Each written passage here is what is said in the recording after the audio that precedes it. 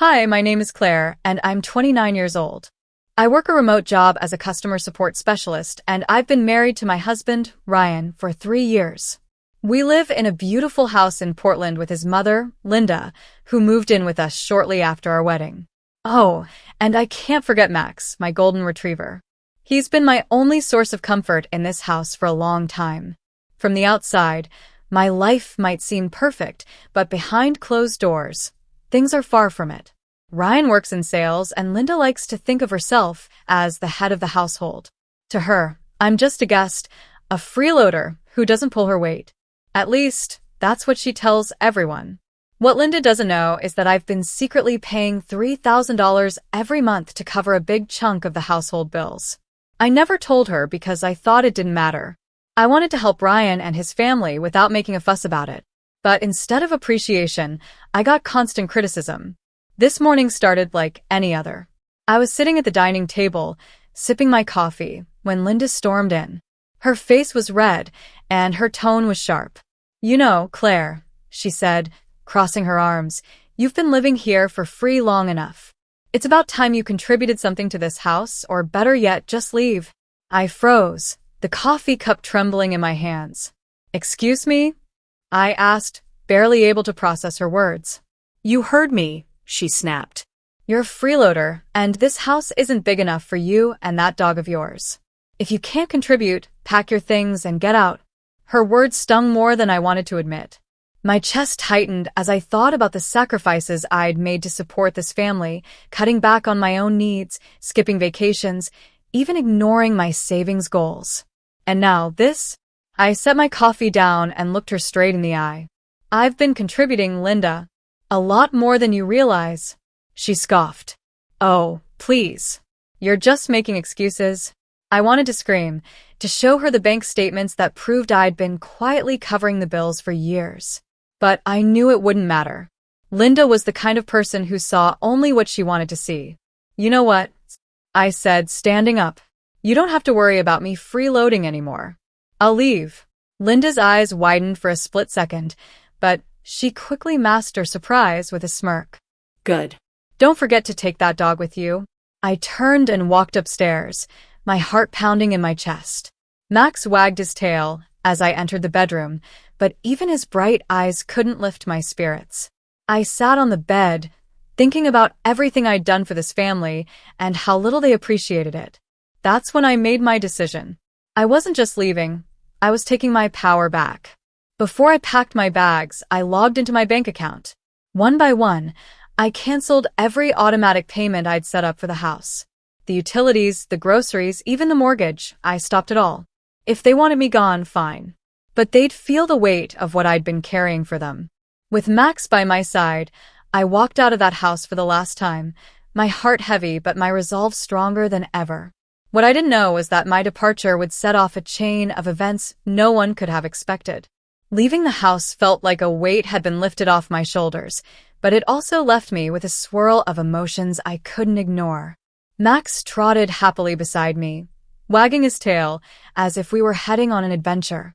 I wished I could share his optimism, but I was walking into an uncertain future with only a few bags, my laptop, and a dwindling savings account. I checked into a small pet-friendly motel just outside the city. It wasn't glamorous, but it was quiet, clean, and gave me the space I needed to think. After settling in, I opened my laptop and sent a few emails to update my work address. I couldn't afford to let my job slip, not now. As the hours passed, I started to feel a strange mix of freedom and fear. For the first time in years, I wasn't tied down by the expectations of Linda or the constant pressure to keep peace in the house. Still, the thought of Ryan never standing up for me stung deeply. He had watched his mother belittle me for years and never once intervened.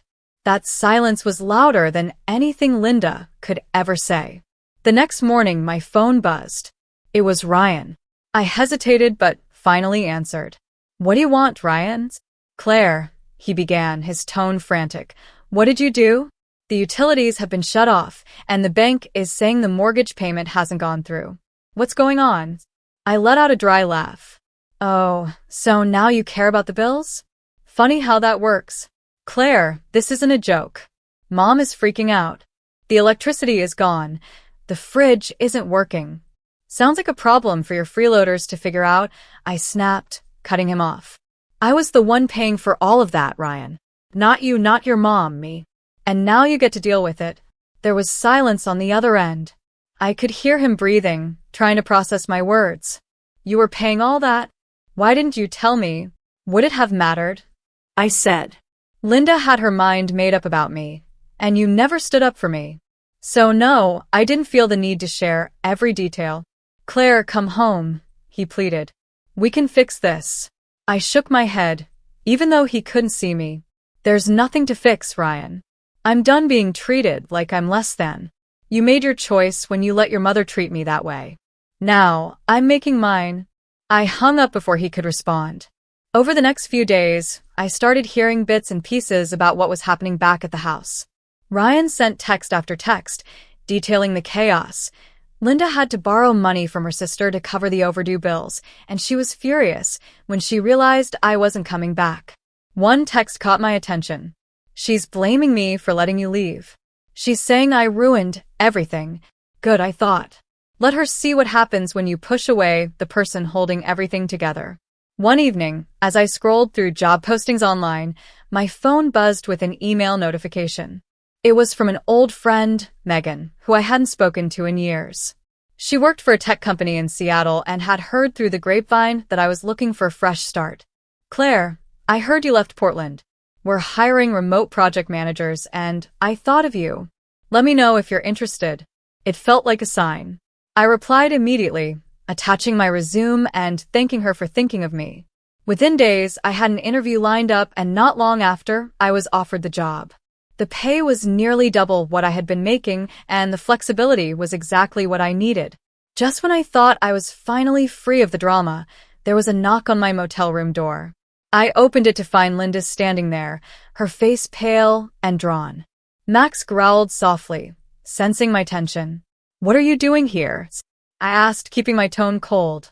She clasped her hands nervously. Claire, we need to talk. I crossed my arms. About what? How I'm a freeloader. Or how you want me out of your life. Her eyes darted to the floor. I didn't know you were paying for everything. If I'd known, you would have treated me with respect? I finished for her. I doubt it. I'm sorry, she said, her voice shaking. Ryan and we need your help. We're losing the house. I stared at her, dumbfounded. You want me to come back and save you? After everything you've done? Tears filled her eyes, but I didn't feel sorry for her. For once, I was standing on solid ground, and I wasn't about to give it up. I'll think about it, I said, shutting the door in her face. Max wagged his tail, as if he approved of my decision. This time, I wasn't going to let anyone take advantage of me again. I sat down on the motel bed, my hands trembling, not from fear, but from the adrenaline of finally standing up for myself. Max curled up beside me, resting his head on my lap as if to say, You've got this. I couldn't stop thinking about Linda's words. We're losing the house. Part of me felt a tiny pang of guilt. After all, the house wasn't just walls and a roof. It had been my home too. But that guilt didn't last long. Linda and Ryan had never treated me like family.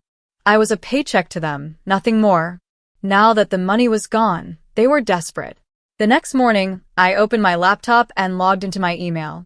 My new job offer was still sitting there, waiting for my reply. Megan had been kind enough to hold the position open, giving me time to sort through my personal mess. I clicked accept without hesitation.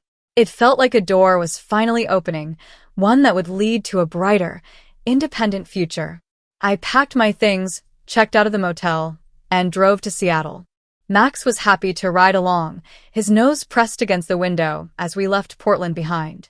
2 weeks into my new job, I was settling into my small but cozy apartment in Seattle. Life was quiet, peaceful, and completely mine. But the chaos I left behind in Portland was only growing. Ryan sent me sporadic texts, alternating between apologies and anger. Linda had stopped texting altogether, which I was grateful for. The last I heard, the utility company had shut off the gas, and they were struggling to keep the house from going into foreclosure. One day, I received a call from an unfamiliar number. Against my better judgment, I answered. Claire. Ryan's voice came through the line, strained and desperate. I know you don't want to talk to me, but please, I need your help. Helps, I said, my tone icy. Ryan, I already helped you for years. You just didn't notice. I was wrong, okay? I should have stood up for you.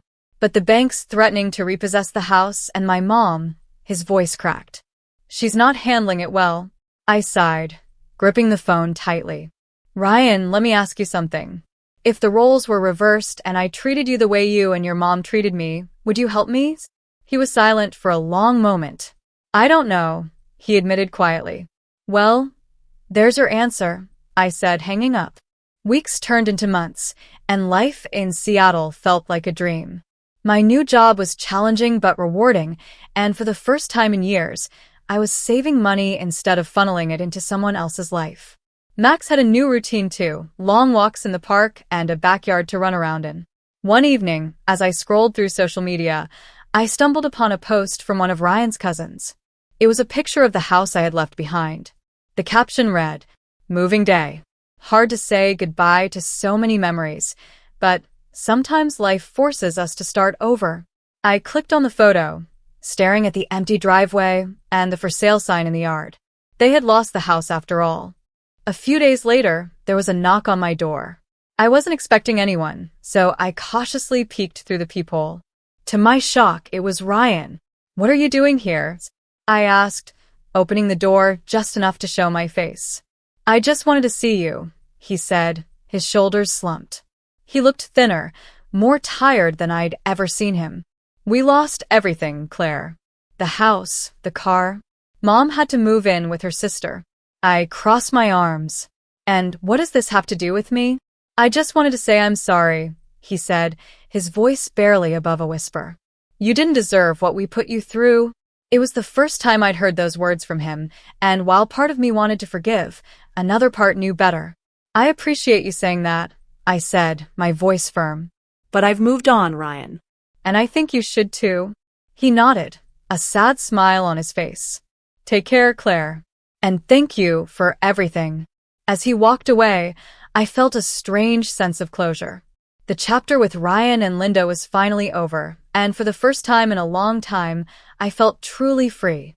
Months later, I was sitting in my backyard, sipping coffee as Max played in the grass. My phone buzzed with a text from Megan. "Guess what? We're expanding to the East Coast, and I'm recommending you for a leadership role." I smiled, looking out at the horizon. Life wasn't perfect, but it was mine. And that was more than enough. The leadership role Megan mentioned was a huge step forward, but it came with its challenges. Moving to the East Coast meant uprooting my newly built life in Seattle, but it also meant doubling my salary and stepping into a position of authority I had only dreamed of before. After a long night of weighing my options, I made my decision. I was going to take the leap. 6 months later, Max and I were settling into a chic apartment in Boston. My new position as a project director had me leading a team of 30 people. The work was demanding, but every day I felt more confident and capable. Max seemed to love the change too, especially the nearby dog park where he made plenty of new furry friends. One evening, after wrapping up a video call with my team, I received an unexpected email. It was from Linda. The subject line read, "A final request." My heart sank as I debated whether to open it. Curiosity got the better of me, and I clicked, "Dear Claire, I hope this message finds you well. I know I don't deserve your kindness or forgiveness, but I need to say a few things that have been weighing on my heart. Losing the house and everything else was a wake-up call for me. I've had to reevaluate the way I treated you, and I realize now how wrong I was. You were more of a daughter to me than I ever admitted, and I'm ashamed of how I let my pride ruin our relationship. I don't expect you to forgive me, but I want you to know that I'm trying to be better. If you ever feel like reconnecting, I'd be grateful for the chance to make things right. Take care." Linda. I stared at the email for a long time, unsure how to feel. Part of me wanted to ignore it, but another part knew that forgiveness wasn't about her, it was about me. I didn't have to respond right away, and I didn't have to reconnect if I didn't want to. For now, I let the email sit in my inbox, a reminder that even the most toxic people could change, or at least try to.